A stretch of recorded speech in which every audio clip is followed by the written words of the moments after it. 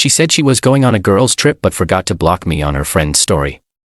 I watched her climb into a hot tub with her ex. When I confronted her, she laughed. Grow up. It's not a crime to reconnect. I didn't say a word, just made one move that blew everything up. She's been blowing up my phone ever since, begging please help me. Man, life just hits you with curveballs sometimes, doesn't it? One day you're planning a wedding, the next you're planning an exit. That's where I 36M find myself right now. I'm still sitting here in the calm of my condo with a half-empty beer thinking about just how quickly things can change. It's been about 28 hours since everything went nuclear. Let me back up. My fiancée Susan, 32, and I have been together for 4 years, engaged for 1. We've been planning our wedding for October. Venue booked, deposits paid, save the date sent. We live together in my condo that I bought before we met, but she moved in 2 years ago. Last Thursday, Susan told me she was going on a girls' weekend with her friend group. Lake house trip, just the usual suspects. Her college friends Megan, Tara, and Jen. They do this couple times a year. No big deal. She packed Thursday night, left Friday morning with a quick kiss and see you Sunday night. Don't wait up. I wasn't suspicious at all until Saturday evening. I was scrolling through Instagram when I saw Megan had posted some stories. I clicked through them casually.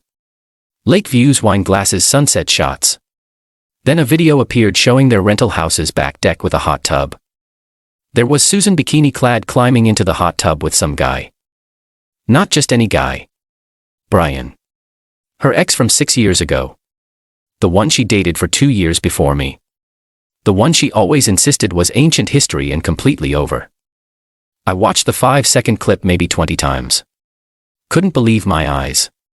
In the background, you could hear Megan say, "You two look cozy," before the clip ended. Then I noticed that the story disappeared. Megan must have realized I could see it and deleted it, but too late. I'd already watched it repeatedly. I took a screenshot just in case, though the quality wasn't great. I waited. Didn't text Susan. Didn't call. Just waited. Sunday night around 9 p.m. She walks in, all smiles, 10, looking relaxed, sets her bag down, gives me a hug. Miss me? The girls were wild this weekend. I didn't react. Just pulled out my phone, opened Instagram, and showed her the screenshot I'd taken of Megan's story. Her face went from confusion to shock to something else. Not guilt, more like annoyance. "You're stalking my friends.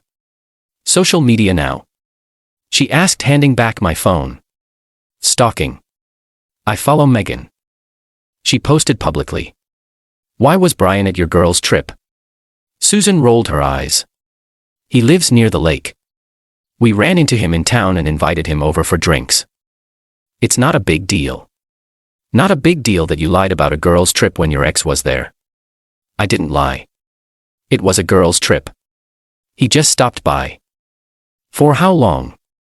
A pause. Just Saturday. The whole day. Did he stay overnight? Her expression hardened. So what if he did? We're friends. We've stayed friendly since we broke up. Grow up, Jason. It's not a crime to reconnect with people from your past. That word reconnected just hit different. Did you sleep with him? Susan laughed. Not nervously, dismissively. You're being ridiculous. This jealous, insecure side isn't attractive. She tried to move past me toward the bedroom. I didn't block her, just said, "Answer the question." She turned, exasperated.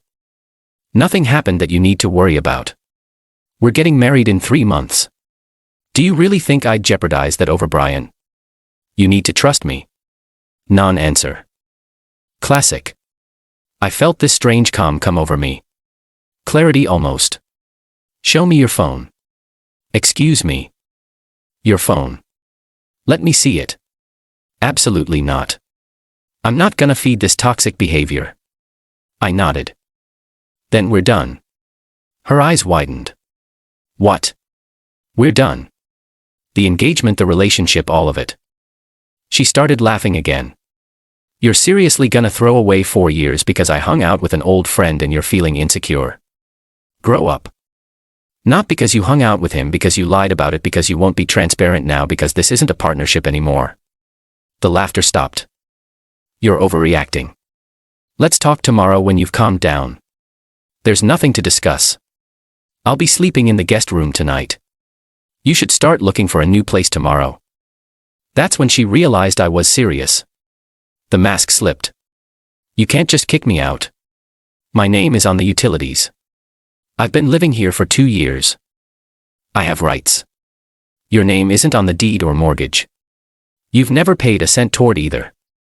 You have tenant rights, which means I'll give you the legal minimum notice 30 days in the state. She started crying then. Not the quiet heartbroken kind, the loud angry kind. You're being ridiculous. Nothing happened. Even if it did, it's just physical. It doesn't mean anything. And there it was. The admission wrapped in justification. I didn't say another word, just turned and went to the guest room, locked the door and put in earbuds to drown out her continued yelling. The next morning, Monday, I woke up at 5:30 a.m. well before Susan would be up. I made one phone call, then left for work early. I also transferred my half of our joint wedding savings account, the only financial tie we had, back to my personal account. That one call was the move that blew everything up. I called Susan's mom, Patricia. Patricia and I have always gotten along well. She's been excited about the wedding, already calls me her son-in-law. When I called, I simply told her we needed to postpone the wedding because Susan had reconnected with Brian during what was supposed to be a girls' trip. I didn't embellish, didn't speculate, just facts. I also mentioned Susan would likely need a place to stay soon, as she'd be moving out of my condo. Then I hung up and drove to work. My phone started blowing up around 9 a.m. Susan, what the fuck did you tell my mother? Then more, she's crying. She called Brian's mother. Do you have any idea what you've done? And more, answer me. This is unforgivable. You had no right. Then came the shift. Please call me. We need to talk about this. Jason, please. I'm sorry. Let's just talk. I made a mistake. One mistake. Please don't throw everything away. By lunchtime, the tone had completely changed. My mom is making me move home. Today she's coming to help me pack. She's telling everyone the wedding is off. Please tell her that's not true. Please. My mom found out Brian is still with Kaylee. He told her nothing happened between us, but she doesn't believe him. She's calling me a home wrecker.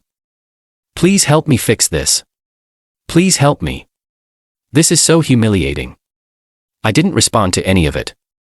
Just let it happen. When I got home after work, Patricia's car was in the driveway. Inside, most of Susan's clothes were packed in suitcases. Patricia gave me a tearful hug, apologized for her daughter's behavior, and told me I deserved better. Susan wouldn't look at me. Just kept her head down, loading things into her mom's car. As they were about to leave, Patricia turned to me. I called the venue and photographer this morning. They're letting us cancel with partial refunds since it's still a few months out. I'll handle the other vendors too. You've been through enough. Susan's head snapped up. You did what? Patricia's face hardened. The wedding is off, Susan. You made sure of that, and don't think you're staying with us indefinitely. You have 2 weeks to figure out your situation. That was yesterday evening. Since then, Susan has sent me 47 texts and called 18 times. The latest, Brian is denying everything. Won't even talk to me now. My friends are pissed because their boyfriends found out they covered for me. My mother is treating me like I'm 16. Please tell them we're just taking a break. I'll do anything. I haven't replied to a single message. There's a strange sense of peace in watching someone face the natural consequences of their actions. No elaborate revenge scheme needed. Just one strategic call to the one person Susan couldn't bullshit. Her traditional no-nonsense mother. The reality is setting in for her. No fiancé Northwest wedding, no place to live, no sympathetic ex to run to, and friends who are angry their relationships got dragged into her mess, all from one phone call. The funny part, one don't even feel angry anymore. Just free. Update 1 week later. It's been a week since the nuclear fallout, and I'm sitting here realizing how much smoke and mirrors my relationship with Susan really was. The constant stream of messages hasn't stopped completely, but it's evolved in a fascinating way. Thanks for all the comments and DMS. The support has been incredible, and reading similar stories helped me realize I'm not crazy for how I handled this. Susan's messages have gone through distinct phases over the past week. Was pure anger. You had no right. This is unforgivable. Then came desperation. Please just talk to me. One mistake shouldn't erase 4 years after that manipulation. I've blocked Brian everywhere. When none of that worked, she tried bargaining. What if I sign something saying I have no claim to the condo? I'll pay you back for the wedding deposits. The latest phase is downright pitiful. My mom is making me apply for apartments today. The only ones I can afford are in terrible neighborhoods.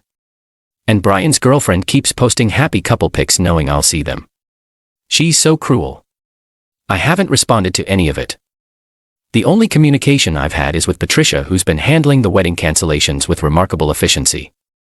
She called yesterday to tell me all deposits had been refunded or credited except the photographer, who's keeping the non-refundable booking fee $250, and the venue, which kept 25% of our deposit $1,000. Small price to pay, honestly. Patricia also mentioned something interesting.